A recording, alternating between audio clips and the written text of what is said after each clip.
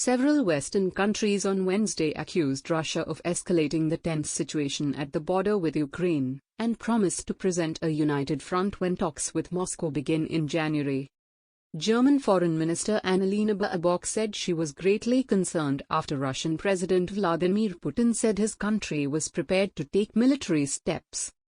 Baerbock said her concern was heightened because the comments came ahead of further troop movements on the border with Ukraine and that the major crisis could only be resolved through dialogue. Asked about the new troop movements, the U.S. State Department told AFP that Washington and its allies are closely monitoring the situation. Russia continues escalating and has not reversed its troop buildup at the border, a State Department spokesperson said.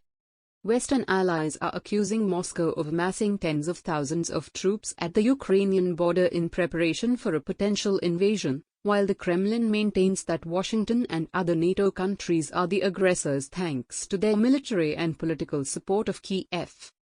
Any further aggression against Ukraine would have massive consequences and would carry a severe price, the State Department official added, repeating earlier unprecedented warnings about new sanctions from the US and its allies.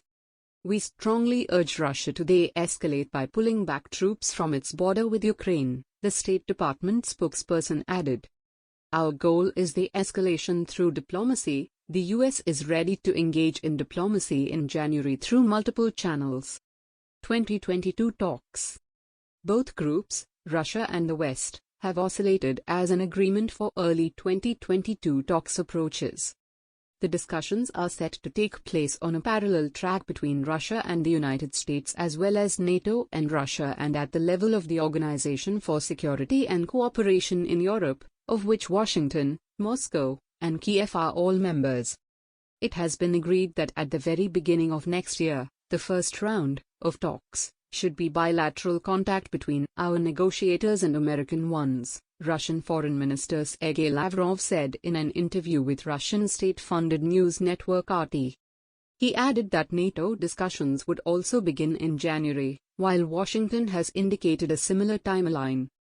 Speaking Tuesday with reporters, White House Press Secretary Jen Psaki emphasized an open line of diplomatic discussion and engagement that is happening and that we expect to continue, that we hope to continue. U.S. Secretary of State Antony Blinken and top European diplomat Josep Borrell spoke about this situation Wednesday during a telephone conversation. They agreed that any discussion about European security will happen in coordination and with participation of the European Union, Brussels said in a statement. President Joe Biden's National Security Advisor, Jake Sullivan, said last week that the United States was fundamentally prepared for dialogue and would coordinate closely with European allies. But even with the upcoming dialogue, Putin struck a resolute tone Tuesday. Russia will react toughly to unfriendly steps, he said, adding that he wanted to underscore that we have every right to do so.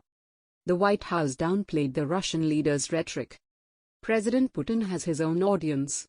It is not the United States of America, Psaki said Wednesday. NATO is a defensive alliance. We don't have aggressive intent with Russia, she continued. The aggression we've seen at the Ukrainian border, that bellicose rhetoric has been coming from one side.